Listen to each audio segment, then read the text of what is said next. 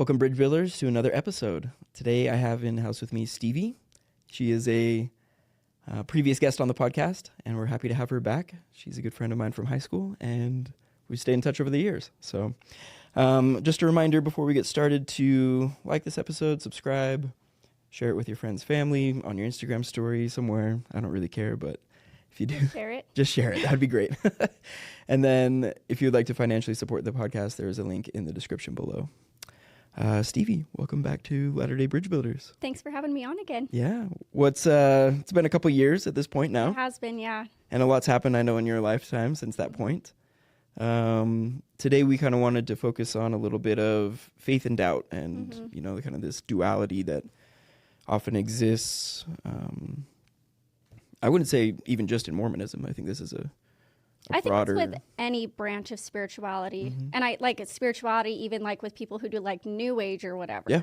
Just like any kind of external belief. Right. All right. So, yeah. Tell me a little bit about what's happened over the past couple of years and maybe how you've... So I feel like the last time I was on such a spiritual high, and I talked a lot about my conversion, which is always a positive experience for me. You know that, so like what kind of started like my faith crisis, my faith journey, and I do call it a faith crisis. I know a lot of people call it like, oh, it's a faith journey. And I feel like they try to soften that a little bit, where for me it was like, no, this is really a crisis. Like I'm losing who I feel like is my identity and who I am as a person. So like this is a crisis because this is me and I'm losing it and all this stuff. And what kind of happened was like we had some friends leave the church in a very public way. And we were just really thrown for a loop because we really looked up to these people. These people were like spiritual giants for us. And so we found out that they left the church. We were like, well, oh my gosh, like maybe this is actually worth looking into. And it was really weird actually because like I've had closer friends to me leave the church before and it didn't even faze me. I was just like, whatever, like they're on their own journey. It's no big deal. Like it doesn't affect me. But I really do think that everything that I've gone through over the last couple of years has been very divinely been timed and just the way that things have gone. And so our friends left the church and we started looking into a couple of the things that they were sharing. And I have postpartum depression. That's just kind of become regular depression, I guess. Okay. And I also deal with suicidal ideations, and that's something that I've always struggled with. And at the height of my faith crisis, I was really struggling with like suicidal ideation and fighting the urge to even want to be here. And then having this whole like, is God even real? Is the church even true? Like it just felt like my entire world was crumbling, like literally crumbling. And it got so far to the point where like I had a plan and everything, but then one night I had put my kids to bed and I remember crying on my couch and just being like, I can't do this. Like I cannot do this. And something that came to my mind is the missionaries, when I was meeting with the missionaries, they taught me that there's a belief of like the pre-earth life where God like sits you down and he tells you, look, this could be your life based on different decisions that you make. And, you know, that's kind of the choice. That's when we decide like, yes, I want to progress to this next part. At least that's my understanding of what I was taught. And so at that point, it was like spiritual Stevie knew she could do this. So like, do it. Like you can do this. Get up off your butt and you can do it. And so I got up the next day and it's not like my depression magically went away. I wish it did, but it didn't. And so I just fought forever. And I had so many other questions. And I had reached out to a couple of friends who I knew were going through a faith crisis or they had left the church. And I'm just kind of like, look, I'm kind of starting to have questions.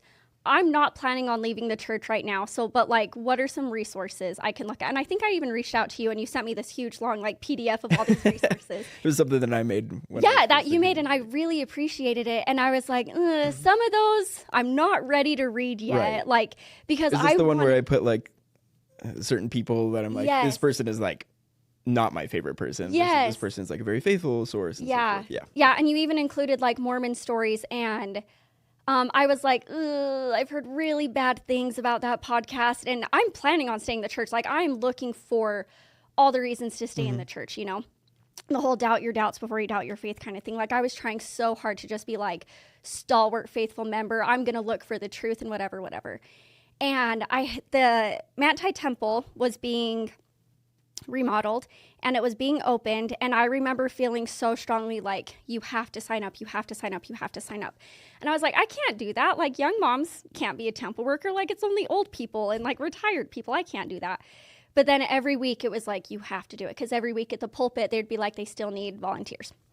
So I reached out to my bishop and I was like, what do I need to do to become a temple worker? And he's like, you just need to have a willing heart and an active temple recommend. And I was like, well, I have an active temple recommend. I don't know if I have a willing heart because it's a lot. We'll see. And we ended up making it work out, and it was beautiful. I did every single Saturday for a year.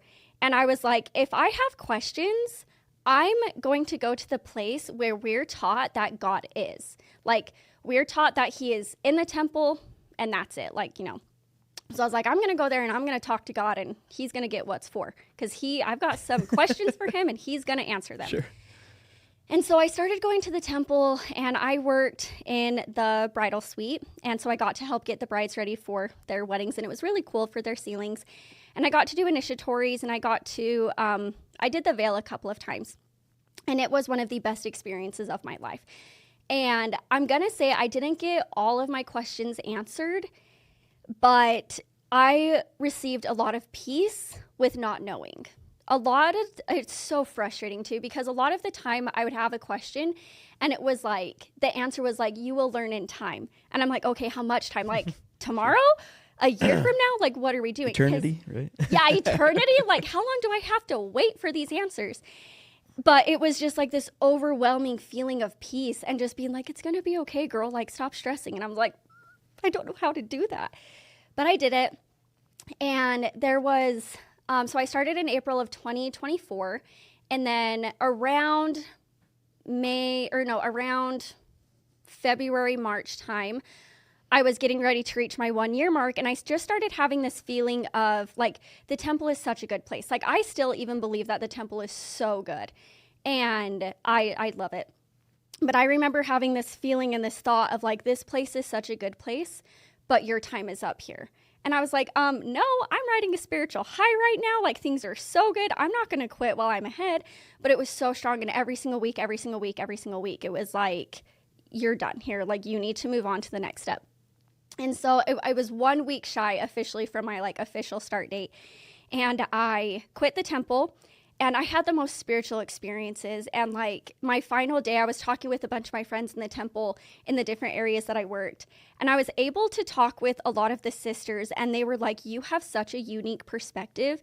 And you have changed my mind in the way that I deal with things. Because a lot of these women have had children leave the church. They've had spouses leave the church. And at the time, I was just really holding to like, just love them. Just love them. You don't have to understand it. It's not for you to understand right now, but love them. They're still your kid. They're still your spouse. And for some reason, this was like a mind-blowing concept for them. They're like, just love them. Like, I don't have to try to convert them. I'm like, that's not your job. Like, that's God's job. Just love them and let him change them through your love, basically. And so we did that. And then after I quit the temple, I was hit with a really severe depressive episode. And I'm going to call it like a spiritual attack because that's what I feel like it was. And one of the things that I really, really struggled with was I had gained a really strong I felt I had gained a really strong testimony of the power of garments. And because I was the one bestowing those blessings in the temple upon other women. And so I was like, yes, this is true. Like, I know this to be true. But then I started having severe suicidal ideations, and it was really bad. And I was like, God, I'm doing everything. I'm a perfect Mormon. Like, I don't think I could do much more, to be completely honest with you. And why am I being so attacked right now? Because one of the promises is that we will be protected. Like, the garments are a spiritual protection as long as we're being faithful to our covenants. And I was like, I'm not breaking any of my covenants. I'm not breaking any of the commandments. Like, not that I can think of. Like, I'm not murdering people. I'm not sinning. So why am I not being protected by these things that I've been promised would protect me? Mm-hmm. And so I made the decision to take off my garments. And I was just like, okay, God, like, I don't know what to do, but I know I can't do this because I no longer believe that they're protecting me. Because how can they be protecting me if I'm having such severe suicidal ideation? Like, that doesn't work that way. Yeah. And I reached out to my husband and I was like, dude, I'm struggling so hard, but I'm in so much communication with God. Like, it is an ongoing prayer all day long with him. And so I'm doing this, but I just want you as my husband to know, like, this is what I'm doing. I'm very open with my husband and I talk to him about everything.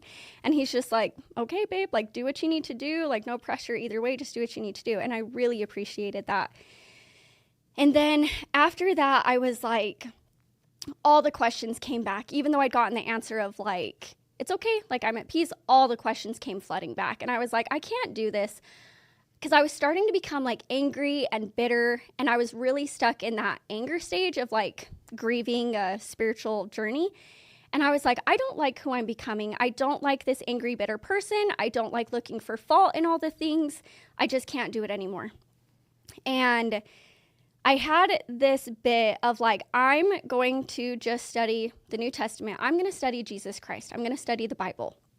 And so I started in the book of John, and that was seriously life-changing for me. I've never actually read the whole Bible like cover to cover. I was raised on the stories my entire life, so I'm very familiar with them, but I'd never actually read them for myself. And so when I started reading in the book of John, and it was like, it was so crazy to me because I don't remember the exact book or verse or what it was, but it was the Last Supper. And it talks about how John was like laying on Jesus's chest, and because it's John the Beloved, the one who Jesus loved. Yeah. And it's the Last Supper, and Jesus tells Judas, like, go do what you need to do, because he's already got the money purse on him at the time. He'd already sold Jesus for the 30 pieces of silver. And at that point, I was like, that's the Last Supper. He'd already done it. And Jesus treated Judas so well that these guys who've been best friends for at least 3 years and have spent every waking minute together, they had no idea what Judas was doing. But Jesus knew, and he still washed his feet, and he still loved him, the one who would betray him. I was like, if he could love Judas, then he can love me too. Like, I'm not out doing anything really bad. Yeah. And that was just so mind-blowing for me, because another thing that I've been taught is like, if you're sinning, you can't hear the voice of God. God doesn't love you. He can't look upon sin with the least degree of allowance. Like, those are all things that are like pounded into your head. And so I was like, if I'm taking off my garments, that's a sin.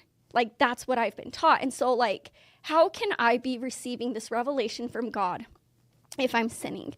And so I decided to test it a little bit further. I was like, I'm going to start drinking coffee because that's a sin. And there's been conference talks about that, and talking about how like you cannot make it into heaven because of one single cup of coffee. And so I was like, okay, like, I'm going to start drinking coffee, and I'm going to keep reading my scriptures. And if it's really a sin, if I'm really sinning, I'm not going to be able to hear God's voice. And that is not at all what happened. I received so much revelation for my own personal life. I felt God giving me all kinds of inspiration, and I was riding like a really spiritual high. And so after that point, I was just kind of like, well, what the heck? Like, is it even true? Is the church true? Like, are the prophets true? Like, I started questioning everything again, but I didn't spiral. I was just kind of like, okay, God, like, I have these questions, and they're pretty serious because these are like the tenets of our faith. I need to know the answer. And the first time I ever prayed about like modern prophets was when I was converting to the church, because I was like, I don't know, like, God speaks to people today. Like, that sounds like crazy talk. Yeah. And then I was like, yeah, God does speak to people today. But I was like, but does a prophet speak for me? I don't know about that. And the answer that I got when I was joining the church, when I was converting, was, you will learn in time. And I was like, okay, good enough for me, like, whatever. And so I've always just kind of hung on to that, is like, I believe in it enough to be like a faithful member of the church. I believe in the prophets enough to go to the temple. But then it was like just all these questions. And then there was a couple of my other friends who were sharing things about like how, we were told, when I joined the church, we were told like, oh, the restoration's finished. Like, that's what Joseph Smith did, is he brought about the restoration. Mm-hmm. But now people are talking, oh, it's an ongoing thing. And so now I'm just kind of like, well, what is it? Is it finished or is it ongoing? And so now that's like another question. And it's all these if-thens. And I'm pretty much to the point right now where I'm okay with not having answers, but I'm just kind of going to do my own thing. And I'd be called like a Jack Mormon. I'd be called like a cafeteria Mormon now. And I'm okay with that. What makes me nervous is like when I share stuff like this, I get nervous that people are going to be like, oh, you just don't have enough faith. You just didn't try hard enough. Because I see that on social media. Yeah. I see that from really popular LDS influencers. I see that from minor LDS influencers on Ex-Mormon's page. They are so they attack vehemently, and they just spew vitriol at these people who are struggling with their testimonies. And I'm like, you profess to be a member of Christ's church. Show me where Jesus said to treat people with vitriol. Because I just finished reading the New Testament, the Gospels, and I didn't see him treat anybody with vitriol. So now it's like, do I want to be known as a Christian? Do I want to be known as a Mormon? Like, what do I want to be known as? And I think it's really just come down to be like, I just want to be known as a child of God because that's who I am. And I don't want to be like lumped in with any specific religion. Yeah. Does that make sense? Yeah, totally. So that's kind of where I'm at right now. I'm okay with the unknown. I'm okay with the wrestle. I'm open to it. Because I know that, like, Jared Halverson has a very famous quote, and it's, your doubts have a leg to stand on, but so does your faith. Mm-hmm. And so I really just kind of held on to that as well. So, like, I'm just okay with not knowing. Yeah. Well, first off, thank you for being vulnerable in that. And you said, like, faith journey versus faith crisis. Mm-hmm. Like, I totally agree that crisis is a good way to put it for a lot of people because, like, when I went through mine, I was, like, crying, like, every day. Oh, yeah. Months, kind of thing. So, couple of things that you said that I resonated with, most of it actually, but just the peace of not knowing. I feel like I'm kind of in a very similar spot, maybe just on the atheist side of it, because a lot of people are like, aren't you like afraid of like, if you die and go to heaven or like you won't be able to go and stuff like that. And I'm just like, I don't know. And I feel really good about not knowing. And just being able to kind of like live day to day and be in the moment. And like, this is the experience that I have is this world and so forth. And I'll just do the best I can until that point. And then also, like, I really liked what you said, how those women in the temple gained some insight from you with being able to just say, just love them. Right. I think if we all just had that mindset, how much better the world would be. I think that's just really what it came down to for me is like, in the church, we have all these extra commandments, all these extra things like don't drink coffee, don't drink tea, the word of wisdom, all these extra things. Right.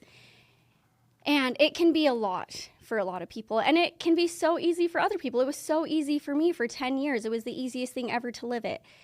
But I think it really came down to me. I was like, okay, I'm reading in the New Testament and I'm reading in Matthew chapter 22, and it's the Sermon on the Mount, and Jesus Christ says the two greatest commandments of all time are to love God and to love your neighbor.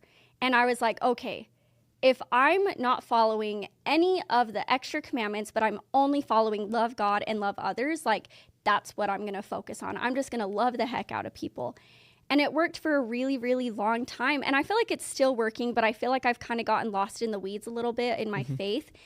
And I go through phases. It's like the grief cycle where you go into like the anger section and then like the grief portion and like the bartering. And it's like, okay, if I do this really well this week, like give me an answer, like help me out here. And so I feel like I've gone through that. And so I feel like what I try to reset when I get lost in the weeds is just go back to loving God and loving people, and it's going to be okay. Cool. Yeah, I like that a lot. Something else that you mentioned that I resonated with is just kind of this feeling of like, you said like you were quote unquote sinning by not keeping certain commandments, but you're still feeling the Spirit. That's something that I kind of relate with a lot as well, because again, that was something that I was taught as well, that you don't feel the Spirit if you're not being faithful. And then just having that experience be opposite was just very, it's the cognitive dissonance, right? Yes. It doesn't make sense. Yes. And so forth. And this back and forth with faith and doubts. I really like Jared Halverson. Did you know? I think I mentioned I took an institute class from him. Yes, you during my mentioned that faith when crisis. you came to my house, and I was Yeah. so jealous because I love him. Like, he's been so helpful for me. Yeah, he's a good guy. It's just And nice because he affirms you. He's Yeah. like, it's okay Right. that you're struggling. It's okay Yeah. that you're going through this. But he's like, but don't stop. Like, Yeah. keep going. Right. Don't stay stuck. And I appreciate that. I do too. I think that's just the affirmation of like, hey, you're not crazy. You're not the only one. These are valid questions, so forth. Like, that goes a long way. I guess kind of the one thing for me is I eventually hit like a breaking point. My shelf broke, right, is the terminology that we use. And I think that there was just something about that just like completely shifted my mind in a way. It was already kind of like starting to turn, but then that was like kind of what like locked it in place, I guess. And this is like the best analogy I have for it. And I know it can kind of come across offensive. I don't mean it to be, but like when I was a kid believing in Santa Claus, and then you kind of like have some doubts about Santa. Like, is he really the one? You know, things aren't making sense. Like every kid in the entire world and so forth. And then anyway, and then so I'm like having these doubts and whatever. And then you ask my parents, is Santa real? And they're like, I'm sorry, but you know. And then that's just kind of the thing that clicks it. And it's like, I can't seem to go back. Right. You know? I don't know. Do you have any thoughts about that? It doesn't sound like you've hit that point as far as I can tell. I haven't yet because I think for me personally, like, excuse me, a big thing. So I've read so many faith crisis books and just like looking for support on both sides of it of like, it's okay if you leave the church. It's okay if you stay in the church. And because that's something that I prayed about. I was like, okay, God, like, there's so many things that I'm so unsure of that are basic tenets of our theology. Like, should I even go to church anymore? What should I do? And the answer that I got so clear every single time was yes, stay in the church. And it's something that I continue to ask because I'm a very firm believer of like certain things have to happen in my life in order for me to grow, to like spiritually just as a human being. And I think that's one of them. I think that the way that I was introduced to the LDS church was a big part of like who I am, but then also continuing being introduced to different members is a big part of it. And so I think for me, I've always held on to that belief of like God is real and Jesus Christ is real. And so for me, I don't feel like I've had that like Santa's not real moment yet. Sure. But I'm also not opposed to continuing looking for that. And it's so interesting that you mentioned that because last year, my oldest, we had to have the conversation with her. And I cried over it. I was like, you're a baby. I can't tell you. She's like in 4th grade this year. I was like, I can't tell you Santa's not real because then that means you're like growing up. I can't do that. But that was also like in one of the valleys of my faith crisis. And I was like, well, does that mean I have to tell her like that I have questions? And I started spiraling. And then it was like, whoa, Kate, like you're the adult here. Pack it in. Let your 4th grader handle just the fact that Santa Claus and the Tooth Fairy and the Easter Bunny, like pack it in. You would be the adult later in her life, right? Yeah, because that's another thing is I've had, like, I'm like, is this really the best church for me to raise my kids in? Because I only have daughters. I've got 3 daughters, and I have so many girlfriends who struggle with their place as a woman in the church. I've never struggled with my place as a woman in the church. That's just never something that I've struggled with, but I do have many friends who do. But with that being said, I also look for all of the ways that women are included, where I feel like some of my friends are always looking for the ways that women are not included. And so I feel like it's a big matter of perspective with it. Sure. Because I just feel like what you're looking for, you are going to find, whether that's a positive thing or a negative thing. And so especially as a temple worker, I was like, look at all the things that women can do in the temple. Look at what our priesthood power can do in the temple. And look how we get to be involved with everything. And that was like a big testimony builder for me, was like, God sees me as a woman and I'm special to him as a woman, not just because I'm married to a man who holds the priesthood. Sure. And I've had a lot of conversations with my girlfriends who they don't feel like they fit in the church. And I just try to hold space for them. And I just try to be like, yeah, dude, that's really hard. Like, I don't understand it, but it's really hard. And I hope you find peace with wherever you get at that, with that decision. Yeah. Yeah. Yeah, it can be tough. it just feels like there's such a mold Mm-hmm. for like what should be a good member of the church. Mm-hmm. And as I've gotten older, I realized like not many people actually fit that mold, right? Nor should they, maybe. Right. And I don't know, it just kind of feels cookie cutter, if that makes sense. And maybe that's where the Utah culture comes in, like it comes from that kind of cookie cutter kind of thing. Because there is just a lot of like, no, we know what we do. We know what everyone else around us should be doing. You know, even the fact that you're drinking coffee and like you said, cafeteria or Jack Mormon is like a title that we would give you just for simply having a drink of something and or wearing a different type of underwear. Like, right. You know, so I just wish there was like a bigger tent. I agree.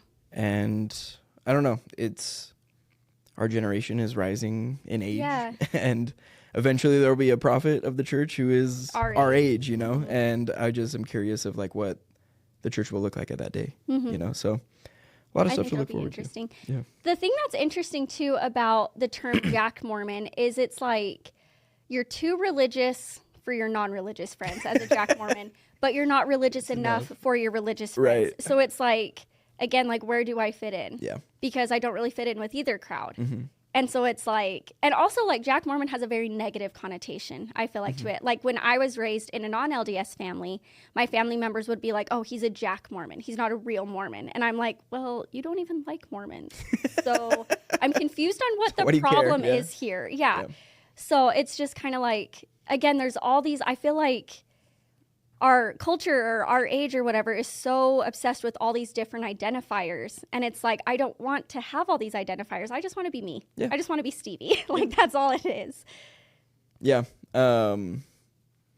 With like the connotation thing, I think it's like Jack Mormon specifically.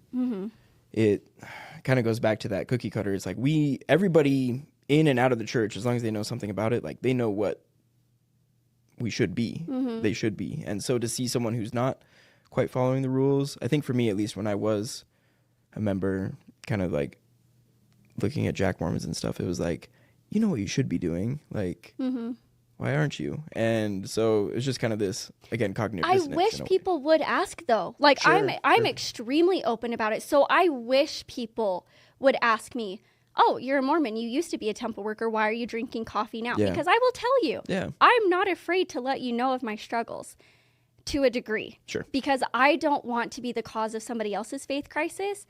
And because I don't know where they're at in their spiritual journey. And I don't know if they can move forward out of that anger stage. Because I have a lot of friends who are stuck in the anger stage. And it sucks being there. So I'm okay with sharing my experiences as long as people are in a place where they can hear it, but not like internalize it. Sure. And it actually happened in church several months ago. I got a pair, before I stopped wearing garments, I actually got a pair of the new garments. My in-laws had gone to Kenya, and I was like, hey, if you just happen to be in the area, would you send us some home? Sure. Like, we want to try them, you know, like we got it in. And so they sent us back some, and they were phenomenal. They were so comfortable. I was like, they're so breathable. They're like a second skin. You can't even like feel them on. Yeah. And I wore dresses that were cut off sleeve dresses. And everybody was like, are you wearing garments? Do you have the new ones? And I was like, yeah, I do. But even if I wasn't, I would tell you I'm not wearing my garments. Sure. Because I'm not ashamed of that. It's just God knows where I am right now, and he knows where my heart is. Yeah. So. No, that's cool. Going back to what you said about like, I wish people just ask me or like talk about it. I always felt like with my ministering and home teaching assignments, like I often at least had one family who was like less active, quote unquote, right? For whatever reason, they weren't attending church. And I wish I just like asked, you know, now with this new perspective, but like also at the same time, I kind of wish I didn't ask with that old mindset that I had. I don't know. It's like a hard thing to think about, but like just if someone's willing to talk about like their struggles, like what their doubts are, so forth, and just being like sitting there with them, I think that would show so much more rather than like, oh, these are my doubts. Here's my answers for your doubts. Right. You know? Yes. Or And no matter what, you should still come this Sunday. yes. And that's something that I struggled with too, because the issue that I have is I'm afraid of being judged by myself because I've said these same things. I'm like, who cares if you have questions? Just come to church anyway. Sure. But then when it was painful to go to church and hear people just say, I know this to be true, and I know this to be true, and I know that to be true, I'm like, how do you know? Yeah. How do you know? Because I thought I did, and now I don't. And it's painful to be in that place of cognitive dissonance. And I would get angry at my ward friends and my church friends because I'm like, how do you know? And how have you gone through the things that you've gone through and you still believe in everything and you know what you know and you still support it? Like, how do you do that? And I was angry with them. And so I would like people to ask questions, and I would like to be comfortable asking people questions. But again, I think it needs to come from a place of love and curiosity, not conversion, not like a fixing place. Right. And I think I sent you a quote where it was talking about questions, and it was in the talk by President Nilsson, the Think Celestial talk. He said, never take counsel. Yeah, he said, never take counsel from those who do not believe. Seek guidance from people you can trust. From the Holy Ghost, who will show unto you all things that you should do. And so when I did have questions, I didn't go to like the really faithful members. I went to the people who were like me, and I knew they were like me, and they were kind of in the middle. And then I went to people like you who had left the church and you no longer believe in God, or you don't know what you believe in. And I went to friends who just left the church. And those people were significantly more just like, it's okay, dude. These are good questions that you have. And not one single one of my friends, I asked like 25 people, dude. Not one single one of them was like, yeah, you should leave the church. Not one single one of them. But I reached out to a couple faithful friends, and they're like, oh, you just need to go to the temple with your questions. And I was like, I was a temple worker for a year. Do you think I didn't spend my 6 hours in prayer and anguish? Are you serious? Yeah. And so it was like, I wish that my like really faithful friends were just like, you know what? I don't know. And it's okay.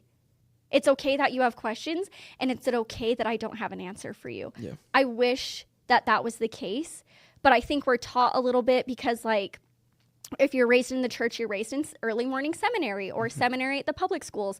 And then right now it's like both genders can go on a mission at 18 years old. And so a lot of people serve a mission. And we're so used to having all the answers that we're like, what do I do when I don't have an answer? And then it causes anguish. And so it's like, it's for my faithful friends, like, it's okay that you don't know, but just sit with me for a minute and like pray for me that I find peace. Even like, don't even pray that I find the answer. Just pray that I have peace and that I'm okay with the not knowing. Yeah. I think it might just be something that like, until you experience some real trial of your faith like that, like where it's like, seriously questioning like everything right now, my entire worldview. It can be hard to see somebody else go through that and just be like, well, just pray. You know? Like I understand it because I was in it at one point. So I don't want to say it's like naivete or anything like that necessarily, but it's something just comes from like going through it yourself to a degree, you know, and you're just able to resonate and like, yeah, I know what you feel. And the thing that's interesting about that is I can't tell you how many people have reached out to me and they're like, I don't even know why I'm telling you this, but I'm leaving the church. Or I don't even know why I'm telling you this, but I've got all these questions. And I had one friend who was a recent convert, and he's from another country, and he joined the church when he went to Snow College. And he invited me to his baptism. And the thing that was interesting is like when we first met each other, he's like, yeah, Mormons are weird, dude. I'm culturally Catholic. Like that's what his country, like that's just what they are. And he's like, but I don't like practice any of the beliefs. But then I found out that was the conversation and that was the end of it. And then the next thing I knew, he's like, hey, I'm getting baptized tonight at 9. Do you want to come to it? I was like, yeah, dude, of course. And then he invited me when he received his endowment. And then he actually became a temple worker with me. And we worked the same shift, and it was awesome. But then school happened, and he's involved in a ton of the stuff at the school. And so he's like, I can't do it. He worked in the temple for like 3 months, and he's like, I can't do it anymore. And then he reached out to me a few months after that, and he's like, hey, can I come over? Like, can I just come hang out for a minute? I'm like, yeah, sure. Like, we're having dinner. Come over. We'll feed you. Broke college student, whatever. And that was it. That was the text exchange. But I kept having this recurring thought in my mind all day of, what if he's also struggling with his testimony? And I was like, that's a weird thought. And I like moved on about my day and went about my day. And then he comes over and he's like, look, dude, I'm struggling with my testimony. And I was like, hang on now. Like, that's God speaking to me. Like, that's revelation, right? And this is when I was drinking coffee and not wearing my garments. And so I was like, okay, this is happening even when I'm not reading my scriptures and even when I'm not in church. Like, God is still giving me bits and pieces of how I can help other people. And so when he came over and we talked about it, he's like, I just want you to know that, like, I still believe in God and I still believe in Jesus Christ. And I'm like, it's okay if you don't. Like, that's fine too. Yeah. Like, I'm glad you do, but it's okay that you don't. But then he started sharing me all these same problems. And I was like, dude, same. Like, we're in the same boat right now. And I could physically see, like, the stress just fall off his body. He was like, oh my gosh, thank you so much, because I can't talk to any of my friends at the school about this because they're all brand new return missionaries or they're going on their mission. And so they are just on fire for the gospel, right, which is not a wrong thing. But when you're in that super spiritual high, you almost don't even have the capacity to hold questions in your mind, I feel like.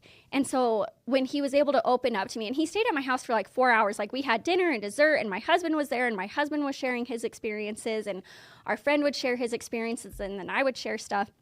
And it was just a really good conversation.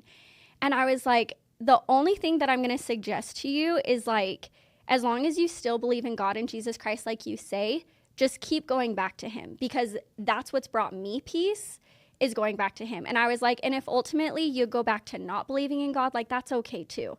Just find what brings you peace, because as someone who does believe in God, I believe that he's an all-powerful being and he can reach you anywhere as long as you let him, you know.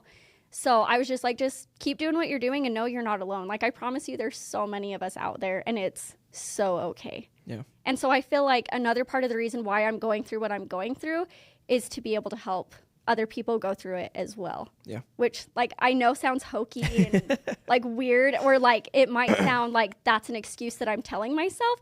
But like, if that's what I have to do to have some peace of mind, I'm going to hold on to that little piece of my truth for now. Yeah. I like that you said to this friend that, hey, believe in God and Jesus Christ still, but it's okay if you don't as well. As I was questioning and starting to leave the church, I had a lot of people just say, but you still believe in Jesus, right? And it was like, I don't know. It just kind of seemed like it was only okay if you left if you still believed in God. Right. Mm-hmm. Yeah. And even then, I know my wife has a friend who left, and she's a very devout, non-denominational Christian now, but no longer Latter-day Saint. And like, her family, as far as I can tell, like, is very, like, that's still not enough either, you know, like, it's, so I don't know, in practice, it probably varies family to family, person to person, and so forth. But yeah, it's just kind of, that might come from like the teaching of just, in my mind, it comes from like the celestial kingdom is for those who practice the Latter-day Saint faith, like so forth. Terrestrial is more for like everybody, like Christians for the most part, you know. But then like the lowest tier is like, you know, the atheists and like the people, Hitler and like yeah. See, and that never made sense to me either. I'm like, Hitler doesn't belong in outer darkness. Like, right. What? Like, what? You're telling me I'm going to be in the same place as Hitler? Right, exactly. Like, that question makes some of this stuff? No sense. Yeah. So. Yeah. Yeah. So I don't know if you had any thoughts about like advice to someone who doesn't believe in the divinity of Jesus anymore and like isn't quite interested in that either. Does that make sense? Like, yeah. So I am also like really big into like the law of attraction and like positivity and like what you put out into the universe is what's going to come back to you. And I feel like the same way like for negativity too. Like if you're just a constantly angry, bitter person and you're like, oh, my life sucks, your life's gonna suck, dude, because you are manifesting that and you're putting that out there. And so I feel like I would just be like, look for the good in every day. And you can call it whatever you want it. Just call it the good or call it the universe or whatever. But Like, allow yourself to feel those negative feelings and allow yourself to be angry, but move forward from that. Like, become a better human being and just move on from that. And again, on that same side, like, be okay with not knowing everything. Yeah.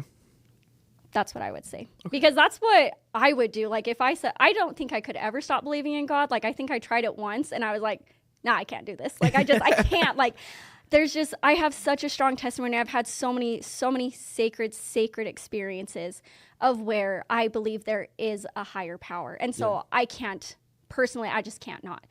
But that's I would so say, interesting because I'm the opposite. Really? Yeah, because there's been times it's like, it would be so nice, like, if he's real or something. I don't know, something. And then I'm just like, but I just can't. Like, I can't force myself to do it. Like, you know, like, I don't know. So I keep going back to this thing, like, we are our experiences, and like every experience that you have in your life leads you up to the present moment. And the experiences I'll have in the future will lead me to, you know, I maybe will join the church again. I never know, but I would need to have some experience in order to have that happen. Right. You know, so like some Paul or Saul to Paul experience or something. That's like what that. I kept asking God for, because I couldn't trust my spiritual feelings anymore with my own journey. So I think that's just what I would say, is just find what works for you. And I know that's not the common teaching in any religious background, but I feel like, again, like, if it were me, I would just have to find like the most positive whatever and just stick with that. Yeah. Like, I'd probably be a Buddhist if I wasn't LDS, you know, just that eternal progression of like always trying to be better. Like, I'd probably, if I wasn't a Mormon, I'd probably be a Buddhist. No, there's a lot about Buddhism that because I like it. I like that idea of just like you're continually progressing. And it's very in line with what the LDS Church teaches, is it's an eternal progression. But that's just what I would say. But again, like, also like allow yourself, don't turn it into toxic positivity. Like, allow yourself to feel those negative feelings, address them, work with, I think the New Age term is like shadow work or something like that. But like where you're looking at the negative pieces and you sit with how you really feel and you address it, and then you move on from it, because you don't want to be stuck in this negative, bitter mindset. Sure. At least I wouldn't. No, I agree. There's something about being real and then also being positive that I'm, you know, I'm generally an optimist, but then there's like moments where I'm just like, this really sucks or whatever. You know? Yeah. And I think that needs to happen though. Like, there's balance in everything. And I feel like that's a necessary thing for our world, just like nature in general. Yeah. Some thought that I've had like multiple times in my life is like, what if everybody tried to make heaven on earth, you know, regardless of your spiritual alignment, experiences, belief, whatever. Like, if we collectively just work towards making like this world like a better place, like, wouldn't that just, if there is a God, like, I feel like just kind of continue into the afterlife kind of thing. So I don't know, I just don't see, that's just like a win-win in my opinion. And like no matter the outcome, if it's lights off when you die or if there's an afterlife, like, you left behind something better. Sometimes I almost think it would be nice if it was just a lights off kind of a thing. True. I had a friend, did you go to Oker? You went to Oker, didn't you? Oker Hill, where did I go? Middle school? Yeah. I only went to 9th grade. I did 7th and 8th grade out in Midvale. Oh, okay. So, well, there was a kid, Braden I went to South Hills. What was the other school? I don't know. Okay. The other middle school, it was like Oker Hill, South Hills, and then I went to South Hills. That's where I was. Okay. Yeah, I don't. Sure. There's so many out there. I can't remember. But I remember the first time that I was ever introduced to the idea of like, from dust we're made to dust we go kind of a deal. And looking back, I'm like, that's really deep, dark thoughts to have as a middle schooler. And there was a guy named Braden Black, and he's the one who actually introduced that thought to me. And he actually committed suicide in our 10th grade year. And he was my lab partner. Oh, wait, that name sound, I knew that. Yeah, he was like, he was like part of the skater. Sure, I don't think I ever knew him. Crowd. But was he like part of the Hope Squad? Like, what inspired the Hope Squad to start? I think it was, so the Hope Squad started before we were at Riverton, because the year that my sister went there, she graduated in 2008. There was like 8 or 9 suicides in her graduating class, and so I think that's when they created the Hope Squad. Sure, but I was determined to join Hope Squad because Braden was my lab partner and he had committed suicide. But he was the one who told me his idea. I was like, you don't believe in a heaven? Like, I've always believed in a heaven, but at the time it was like, it's heaven or it's hell. And it's really hard to get to heaven because you have to be like perfect to get there. You can't even do a white lie and get into heaven. So I was like, maybe I won't be baptized until right before I die, because then all my sins will be washed away. But yeah, Braden had mentioned that, and I was just so shocked. And then I was really sad for him, because I was like, he believes that like there's nothing after this. And that's so unfathomable to me. Sure. Just a nothing.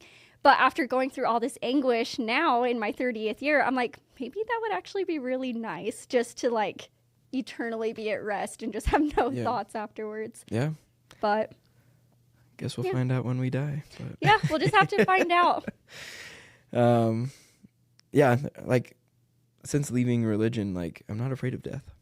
Yeah. I don't know. Like there's something about it that I'm just like, I just want to do what I can to like raise my kids right and leave my small impact on the world and leave it better than I found it. And and I feel that way too, like especially with having suicidal ideations and having that issue. It's just like, I don't really want to die. Yeah. I like in the depths of the despair, I was like, I want the answers. Like, and that was so dangerous. That was so bad. And I got on medication and I got help and I'm a lot better now, but those were really dangerous thoughts to have. It's just like, if you died, you'd know. You'd have the answers. Yeah.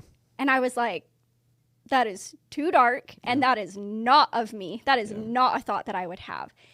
But now I'm just like, whatever happens, happens. If I'm loving God and I'm loving people and I'm raising my children to be the best, kindest humans that they can be, I think God's going to be like, you're good, dude. Yeah. Like, I don't know. I think he's got bigger issues to worry about. Yeah. Do you know what I'm saying? And also, like, when you're talking about, like, the celestial kingdom and only Mormons being there, one of my friends that I was talking with, he's like, not only Mormons are going to be in the celestial kingdom. And I was like, that's a unique thought. And it's something that I never even considered before, because that's something that I was taught by the missionaries. That's something I was taught in church, is like, if you don't follow every single checkbox, you're not going to get to the celestial kingdom. And that's why we do temple work, is because the people who didn't get the chance to do the temple work while they were on earth is so that they could be in the celestial kingdom.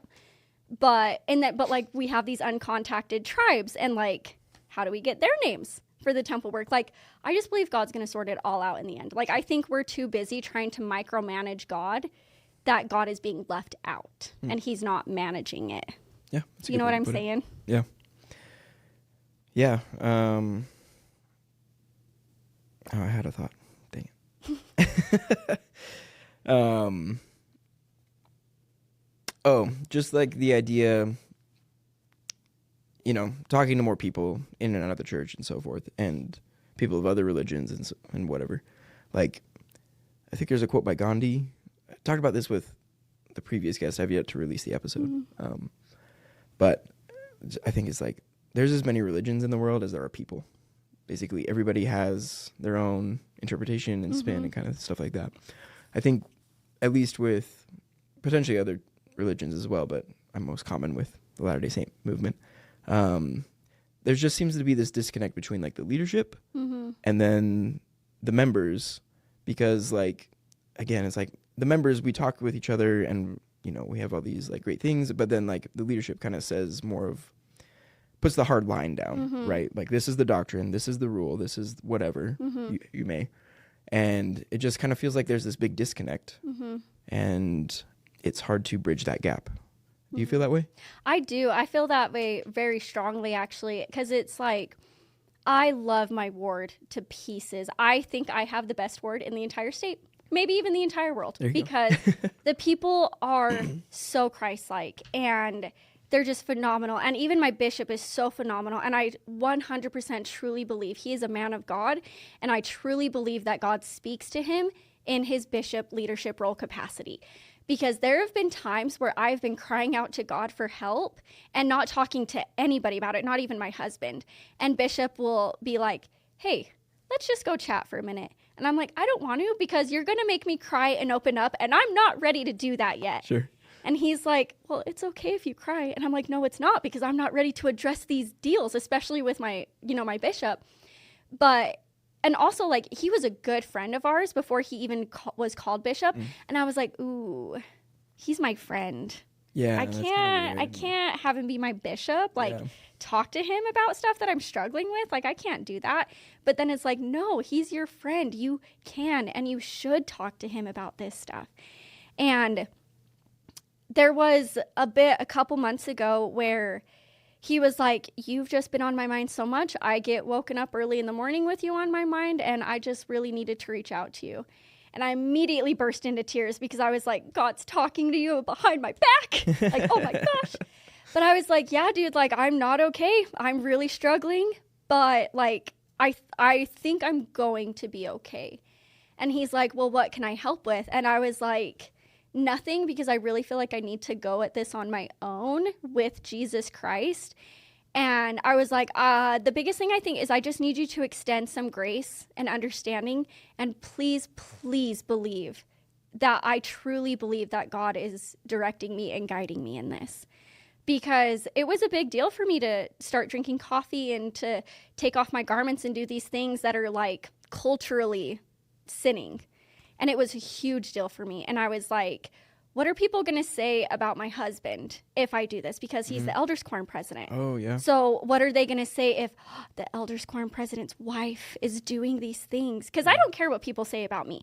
The biggest thing that I care about in that sense is people just like judging me with a broad brush and just being like a broad brush and just being like, she doesn't have enough faith. She just needs to pray more.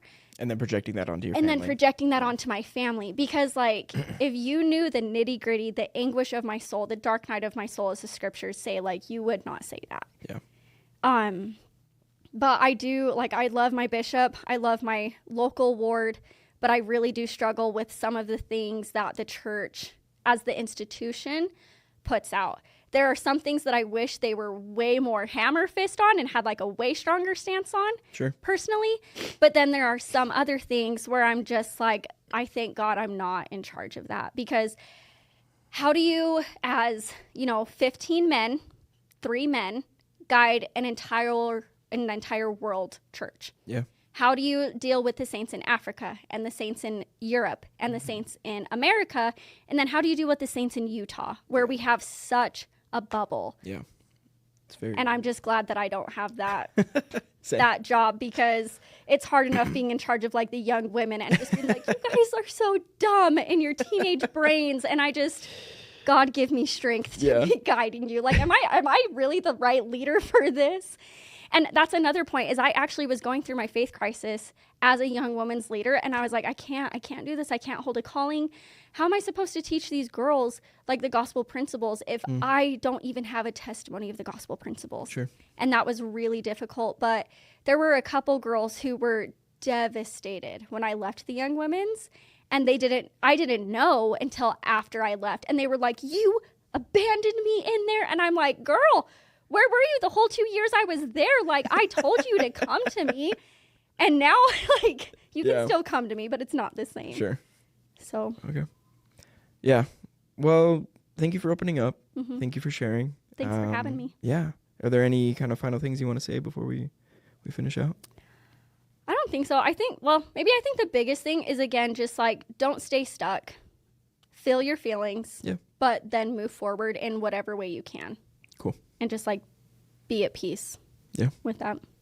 I agree. I think that's great advice. And again, I know that's not what the church teaches, but I'm just saying, like, if that's what you need to do, do it. Cool. I love that. Yeah. Well, thanks, Stevie. Thank you for coming on to the show again. And thank you all for being with us. Again, remember to like, subscribe, share with your friends and family. And if you want to financially support us, there is a link down in the description below. Thanks.